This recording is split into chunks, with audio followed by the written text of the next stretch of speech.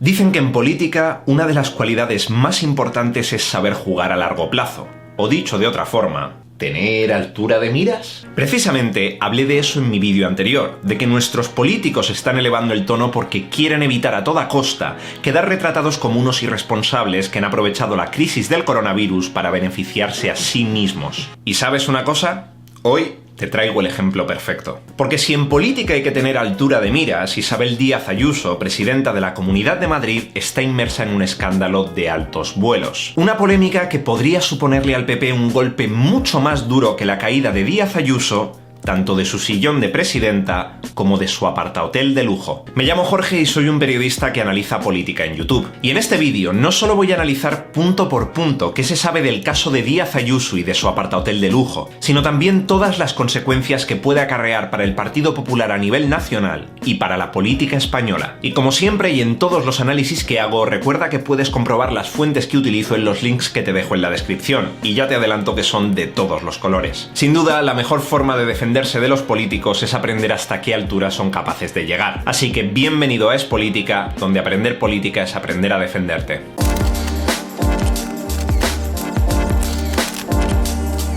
Y lo siento, pero por primera vez te quiero pedir 20 segundos antes de empezar con el vídeo. Si eres suscriptor, en primer lugar, felicidades porque este viernes llegamos a las 500 personas suscritas a Es Política. Así que mil gracias por haber estado y por estar ahí, porque literalmente sin ti esto no tendría sentido, y en caso de que no seas suscriptor y te guste este vídeo, te pido que le des like y que valores suscribirte en caso de que quieras ver más contenido como este. Pero volviendo al tema por fin. Esta historia tiene mucha información y muchas fechas, así que te explico lo que voy a hacer. Voy a organizar toda la información en una línea cronológica a modo de esquema para que te sea más sencillo entenderlo visualmente. Así que coge la cartera y llama al ascensor porque nos vamos al apartahotel de lujo de Díaz Ayuso. Teóricamente, Díaz Ayuso descubre que tiene coronavirus el 16 de marzo, así que el día siguiente la presidenta de la Comunidad de Madrid se muda al apartahotel Bemate, en la Plaza de España de Madrid, donde reside hasta la fecha. Concretamente, Díaz Ayuso vive en la última planta del hotel, un ático llamado Royal Suite Skyline. 130 metros cuadrados con cenador, zona de chill out y vistas a algunos de los edificios más emblemáticos de Madrid. En resumen, y como puedes ver en las fotografías, una habitación de hotel de lujo. Y por supuesto aquí podríamos entrar en el eterno debate ético de si está bien vivir en estas condiciones mientras el resto de los ciudadanos están confinados e incluso mientras en Madrid muchas personas tienen que hacer colas desde las 4 de la mañana para recibir alimentos de bancos de comida. Pero siendo totalmente justos, ¿no podríamos preguntarnos lo mismo de Pablo Iglesias, Irene Montero o, en definitiva, cualquier otro político que viva en muy buenas condiciones? Así que precisamente por eso te pido que por un momento dejemos de lado tanto la cuestión ética como la cuestión inmobiliaria y nos centremos en los datos reales. El pasado lunes 11 de mayo, Ayuso explicaba en una charla con Aznar que se aisló en este apartahotel para poder pasar la cuarentena. Pero Ayuso ya ha superado la enfermedad y de hecho ha acudido a diversos actos públicos y sin embargo explica que sigue en el hotel justificándolo en cuestiones de logística. Pero la logística incluye precios y es aquí donde empieza el principal problema de Ayuso. Porque resulta que ese mismo lunes por la tarde, la revista Vanity Fair publica lo que sería el precio final del apartamento, 200 euros al día, es decir, 6.000 euros al mes. Y aquí, de nuevo, no voy a hablar de la ética, sino de la matemática. Teóricamente, según sueldospublicos.es, Isabel Díaz Ayuso cobra 5.329 euros al mes. Y durante la cuarentena se supone que ha seguido pagando el piso de alquiler donde residía antes de mudarse. Y esto es muy importante, porque de hecho cambia la pregunta que hay que hacerse. Ya no es por qué Ayuso se muda al apartahotel, es cómo se lo puede permitir. Y de hecho, esta es la pregunta que ni la propia Comunidad de Madrid supo responder al principio. Al ser preguntados al respecto de este tema, desde la comunidad no aclararon el precio del hotel, pero sí que afirmaron que no ha generado ningún coste para las arcas públicas. Y es aquí donde la situación empieza a peligrar, porque si Díaz Ayuso no se lo puede permitir, ¿qué es exactamente? ¿Un regalo? Porque la cuestión es que, como puedes ver en pantalla, si fuese un regalo, tanto el código ético del Partido Popular como el de la Comunidad de Madrid forzarían a Isabel Díaz Ayuso a dimitir. Y si de normal este asunto sería relativamente grave, en este contexto puede ser gravísimo, y deja que te explique por qué. Según las últimas encuestas, el PP ha salido bastante reforzado debido al papel que ha tenido durante la gestión de la crisis del coronavirus.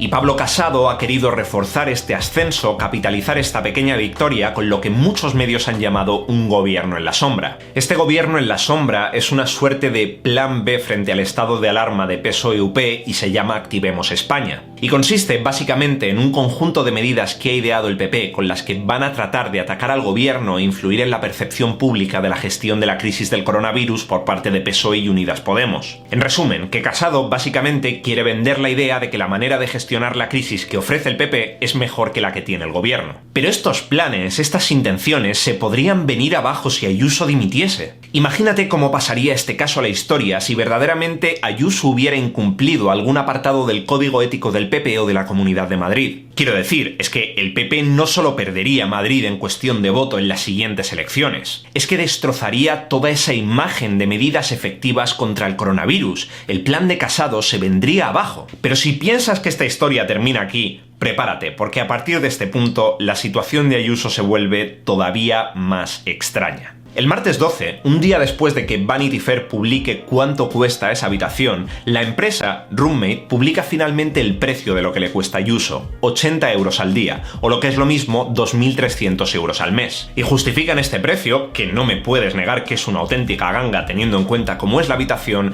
diciendo que se debe a un uso del apartamento de larga estancia. Y más allá de lo raro que puede resultar este precio para una vivienda tan lujosa, el auténtico problema reside en que en el mismo comunicado, la empresa afirma que se había acordado dar servicio a Ayuso antes del inicio del estado de alarma. Y de hecho, esta misma versión la confirma el dueño de la empresa, Quique Sarasola, en unas declaraciones a Cadena SER. Pero si lo recuerdas, eso no tiene sentido. El estado de alarma es el 14 de marzo. Ayuso da positivo en coronavirus el 16 y dice que se muda para no contagiar a los vecinos. Entonces, ¿por qué la empresa y el dueño afirman que se había acordado dar servicio antes? Y por cierto, esto no es lo único que falla en esta historia, porque supuestamente la empresa no le ha alquilado un solo apartamento, le ha alquilado 2. Porque resulta que diversos medios han confirmado que Díaz Ayuso utiliza 2 apartamentos dentro del mismo hotel. La 8ª planta, como ya has visto, y la 7ª, una habitación llamada Grand Suite Terrace. En teoría, Ayuso ha utilizado estas 2 habitaciones como dormitorio y despacho de trabajo, respectivamente. Entonces, ¿son 80 euros por cada habitación? ¿O son 80 euros por un 2x1? Porque en el comunicado se asegura que es por toda la estancia. Y sí, de acuerdo, tal vez sea un pequeño detalle que no afecta a lo que es la gran imagen del caso, pero ¿sabes una cosa? Este caso está lleno de detalles pequeños. Por ejemplo, el detalle de que en abril Ayuso estuvo junto a Pablo Casado en otro de los hoteles de esta misma empresa, The Roommate, pidiéndole al gobierno rebajas fiscales para el sector turístico y las empresas hoteleras y elogiando a Quique Sarasola, el propietario de la empresa que ha donado varios de sus espacios para los sanitarios de Madrid. Pero al mismo tiempo, también está el detalle de que Quique Sarasola, el propietario de estos hoteles, está metido en juicios con Hacienda por un presunto delito de estafar 4 millones de euros al fisco, un delito por el que la Fiscalía pide 4 años de cárcel. También está el detalle de que días después de entrar al apartahotel, Díaz Ayuso publicase esto en su Twitter. Pido al gobierno de España no dejar abandonados a su suerte a los turistas que aún quedan en Madrid. Pueden agruparlos en hoteles que ya se han ofrecido, como @roommatehotels y otros muchos más. Madrid no puede abandonar a nadie. Y por último, después de la enorme polémica debido a un falso contrato de la Consejería de Políticas Sociales de Madrid que supuestamente iba a negociar con Quique Sarasola, el empresario de estos hoteles, por valor de más de medio millón de euros, y supuestamente manipulado por un político de Ciudadanos al que ya han despedido de la Consejería, llega la rueda de prensa de Isabel Díaz Ayuso de este mismo sábado. Una rueda de prensa donde una periodista del diario.es le pregunta a Díaz Ayuso por el día en el que se registró en el hotel y si tiene algún tipo de prueba documental que verifique que efectivamente lo que tiene que pagar son 80 euros al día. Y esta es la respuesta de Ayuso. Bueno, en primer lugar tengo que recordar que lo que hay es un intento de tapar una gestión desastrosa con un tema que no le importa absolutamente a nadie más que a su diario. Y lo tengo que decir con todo el respeto. Sinceramente es una decisión que me compete a mí porque primero con este hotelero no tengo ninguna contraprestación ni ningún tipo de interés. Y en segundo lugar, esta decisión se toma cuando se decreta el estado de alarma y mi equipo no se puede mover con libertad y con normalidad por la ciudad de Madrid. y decido que se vaya a instalar allí un lugar de trabajo. A partir de ahí, yo lo que le pido es que si quieren saber los metros cuadrados que tiene este hotel, lo miren en el catastro, que depende de una página web del Gobierno de España. Y si quieren decir que he estado en 2, incluso en 3 apartamentos, que lo demuestren, porque no es cierto. Verás, el principal problema de esta situación es que todavía no hemos llegado al fondo de ella. Las contradicciones argumentales entre Díaz Ayuso, Quique Sarasola y la empresa Roommate se suceden entre sí, y la única pregunta que queda hacerse después de esta situación es precisamente si hay algún motivo oculto que provoque estas contradicciones, y si estas contradicciones pueden provocar la caída de Ayuso. A nivel nacional, el Partido Popular tiene un plan. Tiene el plan de dirigir el frente de una gran oposición política y social, y de momento se pueden permitir aprovechar y capitalizar esta estrategia al máximo. Pero todo esto podría cambiar de golpe si la bola de nieve que es el asunto de Ayuso sigue rodando cuesta abajo y sin frenos desde un 8º piso. La mudanza de Ayuso puede costarle muchísimo al Partido Popular en términos nacionales en caso de probarse que haya algún elemento ilegal o que incurra en comportamientos antiéticos tanto para el Código de Conducta de Madrid como para el Código de Conducta del PP. Quedan muchos aspectos por aclarar en esta historia, muchas versiones que consultar y desde luego muchísimas explicaciones que dar al respecto. Pero creo que, en lo referente a entender política, hay una conclusión que podemos extraer desde ya. Y es que, por mucho que lo barato salga barato al principio, al final, de una forma u otra, siempre se termina pagando caro. En primer lugar, y de nuevo, muchísimas gracias porque ya somos más de 500 suscriptores en Es Política y de verdad que no os podéis hacer una idea de la alegría que me da. En segundo lugar, quería explicar que esta semana he ido hasta los topes de trabajo, además he tenido problemas haciendo los guiones, nada me parecía lo suficientemente bueno, en fin, problemas a la hora de escribir y por eso se ha retrasado tanto este vídeo.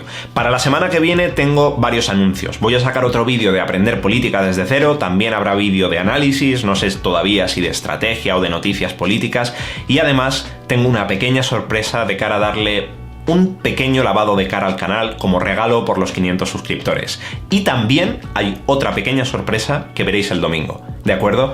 Así que ha sido un placer, muchísimas gracias, soy Jorge Coloma, si es personal, es política.